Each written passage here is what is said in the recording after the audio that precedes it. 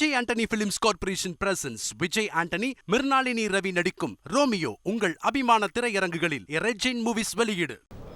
குடோனுக்கு seal வைக்கப்பட்ட விவகாரத்தில் அகற்றக் கோரிய அந்த மனுவை தள்ளுபடி செய்திருக்கிறது நீதிமன்றம். முழு விவரங்களை செய்தியாளர் சுரேஷ் கேட்கலாம். சுரேஷ், வணக்கம். சுரேஷ், இந்த வழக்கின் முழு பின்னணி என்ன? வணக்கம். ஈரோடு மாவட்டம் காளிங்கராயன் பாளையம் அருகில் இருக்கக்கூடிய அண்ணா நகர் என்ற பகுதியில் ஒரு தனியார் கட்டிடத்தில் ரகசிய தகவலின் அடிப்படையில் தேர்தல் பறக்கும் படையினர் கடந்த மார்ச் மாதம் சோதனை நடத்தினார்கள்.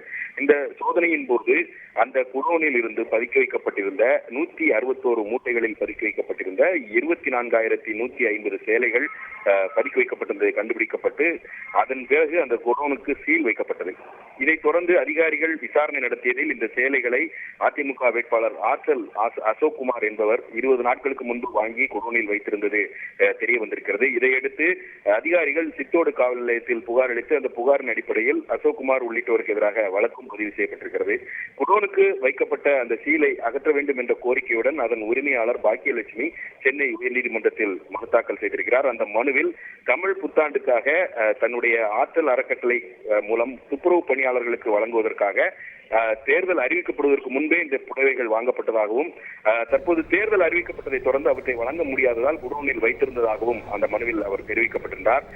புடவைகள் வைக்கப்பட்டதற்கும் தேர்தலுக்கும் தொடர்பில்லை எனவும் புடவைகள் வாங்கியதற்கான ரசீதுகள் உள்ளிட்ட ஆவணங்களை காண்பித்தும் குடோன் சீல் வைக்கப்பட்டுள்ளதாகவும் அந்த மனுவில் தெரிவிக்கப்பட்டிருக்கிறது. குடோனுக்கு வைக்கப்பட்ட அந்த சீலை அகற்ற வேண்டும் என்று மாவட்ட ஆட்சியருக்கு மனு அளித்தும் அதன் மீது எந்த நடவடிக்கை எடுக்கப்படவில்லை என்றும் தெரிவிக்கப்பட்டிருக்கிறது. இந்த மனு நீதிபதி SM சுப்பிரமணியம் முன்பு இன்றைக்கு விசாரணைக்கு வந்தது. அப்போது அரசு தரப்பில் ஆஜரான கூடுதல் தலைமை வழக்கறிஞர் ரவீந்திரன் இந்த சம்பவம் தொடர்பாக வழக்கு பதிவு செய்யப்பட்டிருக்கக்கூடிய நிலையில் இந்த சீலை அகற்ற கோரிய இந்த மனுவை ஏற்க முடியாது என்று தெரிவித்தார்.